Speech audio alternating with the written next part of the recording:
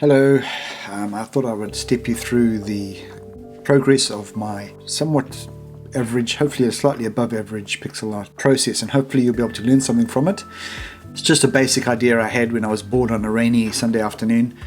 Here's a sketch of what I decided to start with, basically in a retro arcade. I wanted to sort of go for the isometric style. You'll see it changed quite a bit since the original. I kind of mirrored the arcade machines just side by side and I put a wall on the left hand side. So the first cabinet I started with basically went off reference for a Airwolf cabinet. Like the artwork on the side, for example, is from one of the example images I got on the internet, and just basically roughly did it off there. I did in fact draw that screenshot based off a screenshot from the game, just roughing out. I didn't use any specific measurements of cabinets that exist. The Frogger was next. Excuse me, I'll have some coffee. Gyrus is another classic, very weirdly coloured arcade cabinet. That's Bomb Jack. Pink, yes, I saw a pink cabinet for Bomb Jack. On this side I chose Green Beret, and this is a busy bit of artwork. I think they call it Russian Attack in the States, I think it is, but we knew it as Green Beret. Donkey Kong. And the last one was just a generic cabinet. I was going to draw Dig Dug, but by the time I got to this cabinet I was like over it, and I just sort of copied and pasted and just put a game over screen and kept it simple. I drew the floor. So yeah, that's a Pac-Man cabinet as well, so it's just mirrored on that side. The back wall, as you can see, is just the arcade text over there, and the ghost from Pac-Man in there as well. The last thing I added was the people. I've never attempted to draw a person with pixel art, and that was about the best I could come up with. This is the basics of the pixel art, and of course this is just pretty dull as it stands. It's nothing special. There's a few things which I added immediately to make it look better. I've got a simple technique for shading. Draw over a dark area, and then you smudge it with a Gaussian blur, and it makes it look like shading. Shader, there we go, shading for Frogger.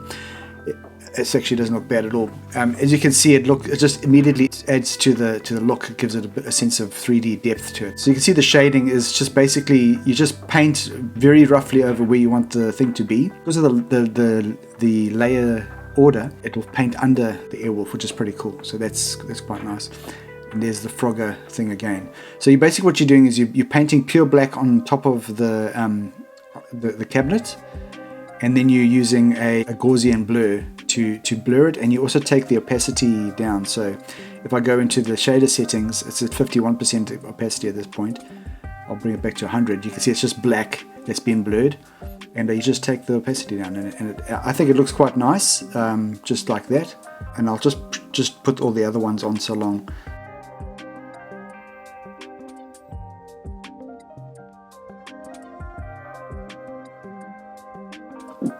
More coffee. So you can add some effects to it. So the effects consist of a noise texture. You can see that there's just literally speckles that have been added. It just gives it a bit of grain and a bit of texture to the look of the arcade. And then it's got the vignette. It just brings your focus and attention to the cabinet in the middle. I like using that. So if I put them together, you put this as a top layer over it, and again it's got, you can adjust it with the opacity to bring the strength of it in and out. When I got to this point in the process, I got a little frustrated because I was trying to make the cabinets look the same tone. Everything I wanted to have was sort of a purpley tone to it, or based in the color of the room and a bit darker. Inside Aseprite, the adjustments weren't working.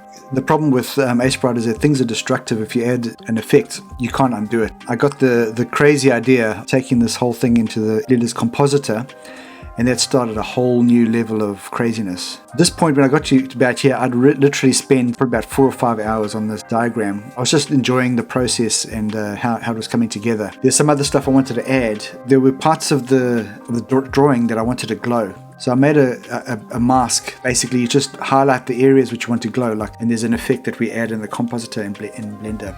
Right, let's go through the Blender side of things. Don't run away, it's not as scary as it looks. I'll guide you through each section. Where to begin? Let's begin with the floor and the background first. Keep in mind that each one of these alpha over scales is like a layer in Aseprite.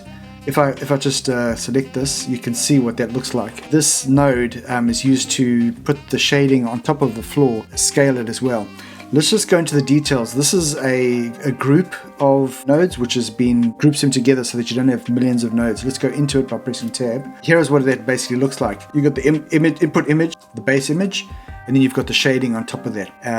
They are scaled up by 4, and they basically just get alpha over on top of each other, with the factor being passed in as the amount of alpha that we're using.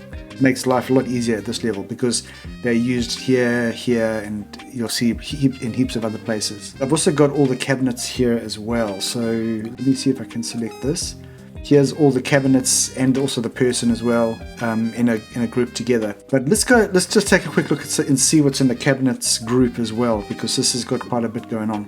Here, once again, the layers start from the bottom. Here we have the cocktail cabinet. It hasn't been scaled yet, it's just got the alpha over, and then it's just sized up, the shading applied. As you can see, it looks quite bright and gaudy in this level, and it doesn't kind of fit in the scene really. Again, I've taken that and put some RGB curves on it, so you can see it's got a purple hue to it, so it looks just a little bit more like the scene should look. On top of all of this, I wanted to add all the special effects. There is the glow mask, which it's a bit small, but these are the areas of the image where it basically glows.